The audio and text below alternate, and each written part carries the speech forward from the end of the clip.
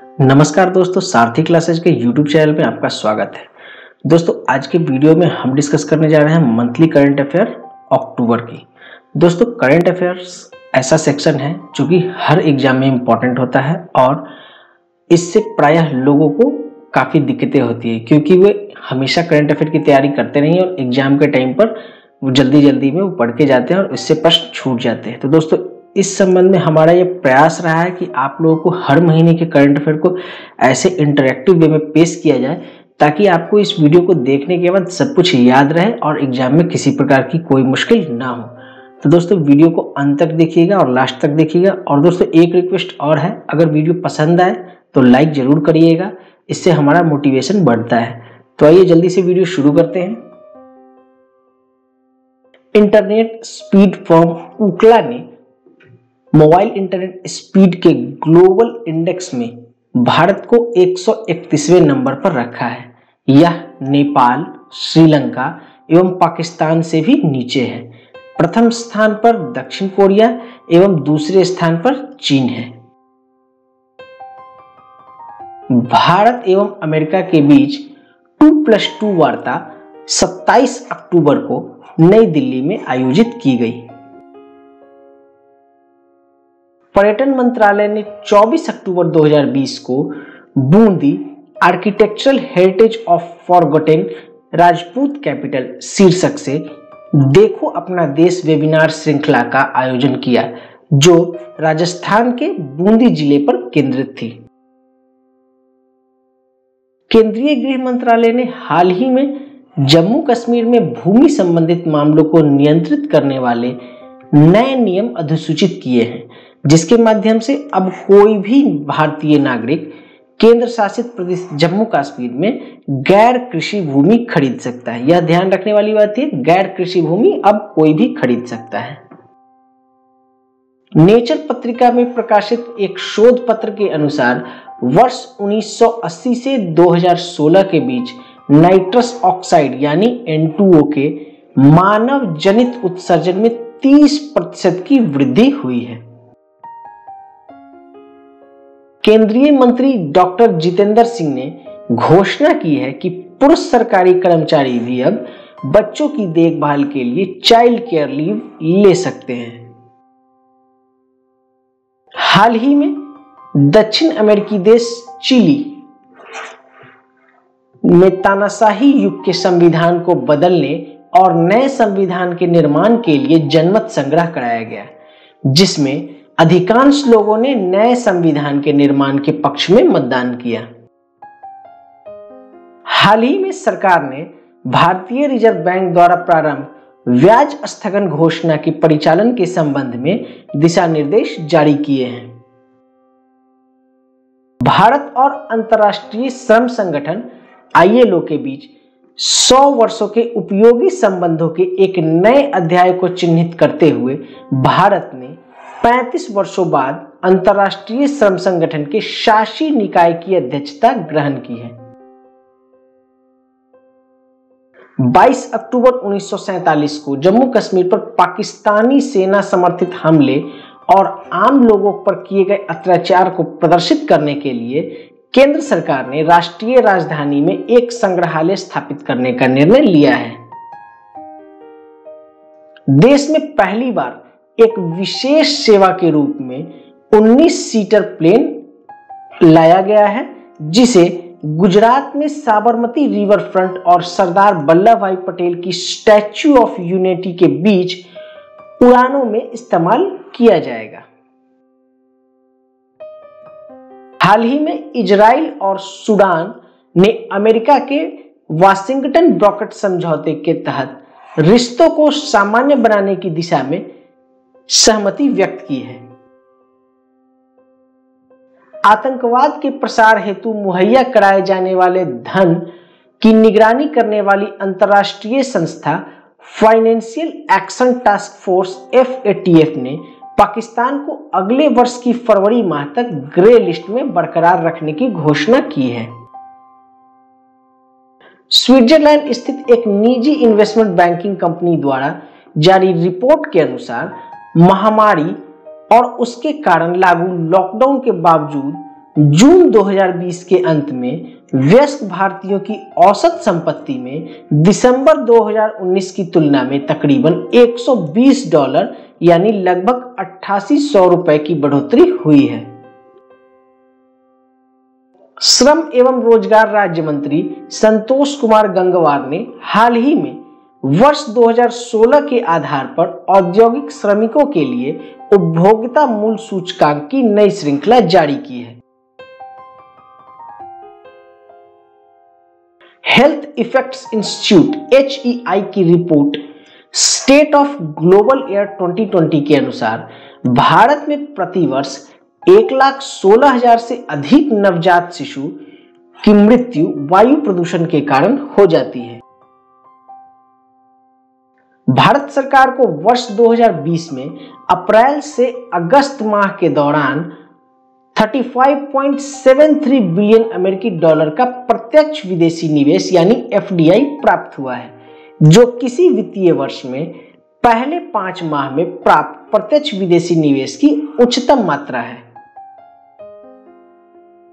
विज्ञान एवं प्रौद्योगिकी विभाग की एक समिति द्वारा किए गए कोविड-19 इंडिया नेशनल सुपर मॉडल नामक अध्ययन के अनुसार भारत में कोविड-19 महामारी सितंबर माह में संक्रमण के चरम बिंदु को पार कर गई है और यदि वर्तमान रुझान जारी रहता है तो फरवरी तक यह न्यूनतम मामले होंगे।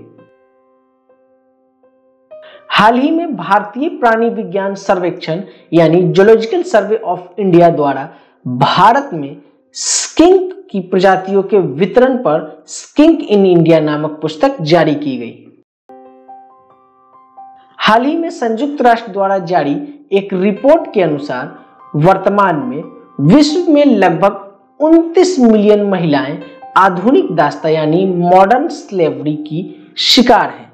वैश्विक स्तर पर 130 में से एक महिला आधुनिक दास्ता की शिकार है। World wild life fund WWF के द्वारा bending the curve the restoring power of planet based diets नामक रिपोर्ट प्रकाशित की गई। हाल ही में गोवा ग्रामीण क्षेत्रों में 2.30 लाख ग्रामीण परिवारों को सफलतापूर्वक 100% कार्यात्मक घरेलू जल कनेक्शन उपलब्ध कराकर देश का पहला हर घर जल का लक्ष्य प्राप्त करने वाला राज्य बन गया है। ग्लोबल हंगर इंडेक्स 2020 इसमें भारत की स्थिति और खराब हुई है और भारत 94 पायदान पर पहुंच गया है। यह स्थान इसमें इसका पाकिस्तान और नेपाल से भी नीचे है। वित्त मंत्रालय की हालिया घोषणा के अनुसार केंद्र सरकार राज्यों के GST क्षतिपूर्ति मुआवजे का भुगतान करने के लिए स्वयं बाजार से 1.1 लाख करोड़ रुपए का उधार लेगी, जिसे मुआवजे के तौर पर राज्यों के बीच वितरित किया जाएगा। हाल ही में संपन्न अंतर्राष्ट्रीय सौर गठबंधन की तीसरी आभासी बैठक में भारत और फ्रांस को अंतर्राष्ट्रीय सौर गठबंधन के अध्यक्ष और सह अध्यक्ष के रूप में फिर से चुना गया है। हाल ही में संयुक्त राष्ट्र ने the human cost of disasters 2000 से 2019 नामक एक नई रिपोर्ट में कहा है कि पिछले 20 वर्षों में जलवायु परिवर्तन के कारण प्राकृतिक आपदाओं की संख्या लगभग दोगुनी हो गई है। केरल के मुख्यमंत्री पिनराई विजयन ने हाल ही में घोषणा की कि केरल देश का पहला ऐसा राज्य बन गया है जहां सरकार द्वारा संचालित और सहायता प्राप्त सभी विद्यालय हाईटेक क्लासरूम या हाईटेक लैब से सुसज्जित हैं। अफ्रीकी महाद्वीप की सबसे ऊंची चोटी माउंट किलिमंजारो भयानक आग का सामना कर रही है। ग्रामीण भारत में परिवर्तन लाने और लाखों भारतीयों को सशक्त बनाने की दिशा में ऐतिहासिक कदम उठाते हुए 11 अक्टूबर 2020 को स्वामित्व योजना के तहत प्रॉपर्टी कार्ड के वितरण की शुरुआत की जाएगी। भारतीय रिजर्व बैंक की हालिया घोषणा के अनुसार अधिक मूल्य के लेन देन हेतु प्रयोग में लाए जाने वाले आरटीजीएस यानी real time gross settlement system को अब दिसंबर माह से 24 घंटे उपलब्ध कराया जाएगा। संयुक्त राष्ट्र के विश्व खाद्य कार्यक्रम यानी वर्ल्ड फूड प्रोग्राम को वर्ष 2020 के नोबेल शांति पुरस्कार से सम्मानित किया गया है। अमेरिकी कवयित्री लुइस गिल्क को साहित्य का नोबेल पुरस्कार दिया गया है। अमेरिका के पॉल आर मिलग्राम और रॉबर्ट बी विल्सन को इस साल यानी 2020 का अर्थशास्त्र का नोबेल पुरस्कार मिला है। उन्हें यह पुरस्कार नीलामी सिद्धांत में सुधार और नए नीलामी स्वरूप के आविष्कार के लिए दिया गया है। इमैनुअल चार्पेंटर और जेनिफर डाउंडा को जीनोम एडिटिंग टॉपिक पर उत्कृष्ट कार्य हेतु केमिस्ट्री का नोबेल पुरस्कार दिया गया है। ब्लैक होल पर स्टडी के लिए 3 वैज्ञानिक रोजर पेनरोज, रेनहार्ड जेंजेल और एंड्रिया गेज को फिजिक्स का नोबेल पुरस्कार दिया गया है। वर्ष 2020 का चिकित्सा में नोबेल पुरस्कार हार्वे जे अल्टर, माइकल ह्यूटन और चार्ल्स एम राइस को दिया गया है। यह उन्हें हेपेटाइटिस सी की खोज के लिए दिया गया है। हाल ही में विश्व बैंक ने कोरोना वायरस महामारी और उसके कारण किए गए देशव्यापी लॉकडाउन का उल्लेख करते हुए south Asia economic focus report में कहा है कि वित्तीय वर्ष 2020-21 में भारतीय अर्थव्यवस्था के सकल घरेलू उत्पाद यानी जीडीपी में 9.6% का संकुचन हो सकता है। विश्व बैंक ने अपनी एक हालिया रिपोर्ट में आगाह किया है कि महामारी के प्रभाव के कारण वर्ष 2020-21 तक तकरीबन 150 मिलियन लोग अत्यंत गरीबी की श्रेणी में आ सकते हैं। हाल ही में सस्टेनेबल राइस प्लेटफॉर्म RSRP ने उपभोक्ताओं तथा वैश्विक रूप से धान के हितधारकों के लिए एक नई एश्योरेंस स्कीम तथा इको लेवल लॉन्च किया है, जिससे उपभोक्ताओं तथा दुकानदारों को संवहनीय रूप से उत्पादित धान की पहचान करने में मदद मिलेगी। हाल ही में उच्चतम न्यायालय ने एक मामले में सुनवाई के दौरान स्पष्ट किया कि विरोध प्रदर्शन के कारण सार्वजनिक मार्गों या स्थलों पर कब्जा नहीं किया जा सकता है।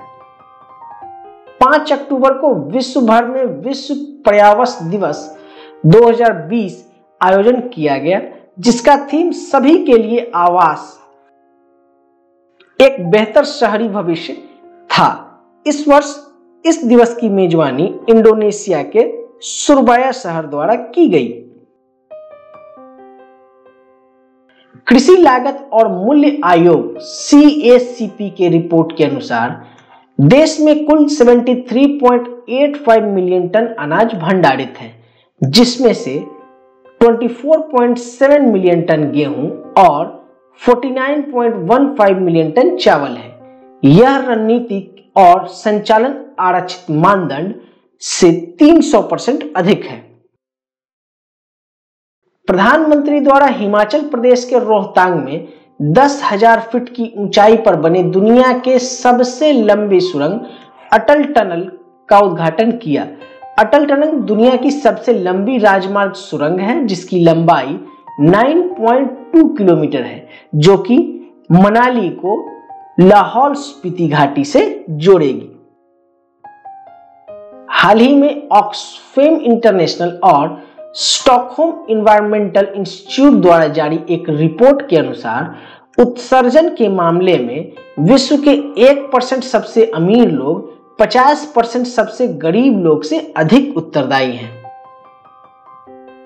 हाल ही में संयुक्त राज्य अमेरिका के डिपार्टमेंट ऑफ ट्रेजरी के वित्तीय अपराध प्रवर्तन नेटवर्क ने बैंकों द्वारा की गई 2100 से अधिक संदिग्ध गतिविधि रिपोर्ट दर्ज की है।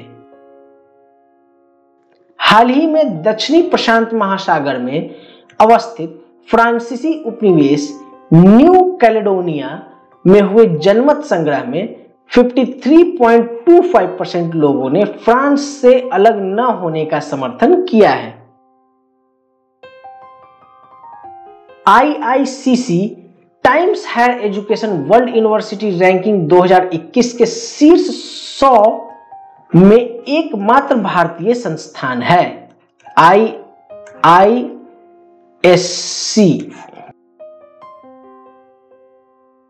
23 साल की Aishwarya Sridhar Wildlife Photographer of the Year में जीतने वाली पहली भारतीय महिला बन गई हैं। धन्यवाद दोस्तों, इस वीडियो में बस इतना ही। हम आपके सामने ऐसे ही इंफॉर्मेटिव और एग्जाम ओरिएंटेड वीडियो लेके आते रहते हैं।